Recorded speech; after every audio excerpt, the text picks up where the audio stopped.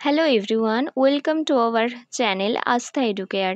আজকে আমি তোমাদের একাদশ শ্রেণীর প্রথম সেমিস্টারের যে দ্বিতীয় অধ্যায় আছে বর্ষা বর্ণনাম, সেখান থেকে কয়েকটা গুরুত্বপূর্ণ এমসিকিউ নিয়ে আলোচনা করব। সম্পূর্ণ ভিডিওটা তোমরা দেখবে, কোনো জায়গায় স্কিপ করে যেও না। সম্পূর্ণ ভিডিওটাই এমসিকিউগুলো ধরে ধরে আলোচনা করে দেব। ক্লাস 6 থেকে 10 এবং ক্লাস 11 ও 12-এর আমরা অনলাইন কোচিং প্রোভাইড করে থাকি। আমাদের অনলাইন কোচিংয়ে ভর্তি হওয়ার জন্য স্ক্রিনে দেওয়া নাম্বারে আমাদের সাথে কন্ট্যাক্ট করো। এই বর্ষা বর্ণনম পদ্যাংশটির বিষয়বস্তুর ওপর সম্পূর্ণ ভিডিওটি আমাদের চ্যানেলে আপলোড করা আছে, ওটা তোমরা একবার দেখে নিও। তোমাদের প্রথম প্রশ্ন আছে, বর্ষা বর্ণনম শীর্ষক সংকলনটি রামায়ণের কোন কাণ্ড থেকে সংকলিত হয়েছে? এটার যেটা উত্তর হবে তোমরা কমেন্ট বক্সে আগে জানিও। এটার উত্তর হবে কিষ্কিন্ধা কাণ্ড। এরপর তোমাদের কোয়েশ্চেন আছে, আদি কবি কে? এটার উত্তর হবে বাল্মীকি। পরবর্তী প্রশ্ন আছে, বর্ষা প্রকৃতির বর্ণনা কে কার কাছে করেছেন? এটার উত্তর হবে শ্রীরামচন্দ্র তার ভ্রাতা লক্ষ্মণের কাছে করেছেন। পরবর্তী প্রশ্নটি হচ্ছে, কিষ্কিন্ধা কাণ্ডের কততম স্বর্গে বর্ষার বর্ণনা করা হয়েছে? এটার উত্তর হবে 28তম স্বর্গে।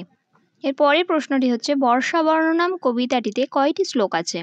এর উত্তর হবে 10টি শ্লোক আছে। সংস্পর্শতম বক্তা কি দেখার কথা বলেছেন? এটার উত্তর হবে মেঘাচ্ছাদিত আকাশ।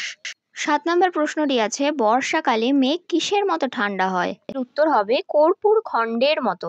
বর্ষাকালে মেঘের পতাকা কোনটি? উত্তর হবে বিদ্যুৎ। 9 নম্বর প্রশ্নটি হচ্ছে, মেঘেদের আকৃতি কিসের মতো?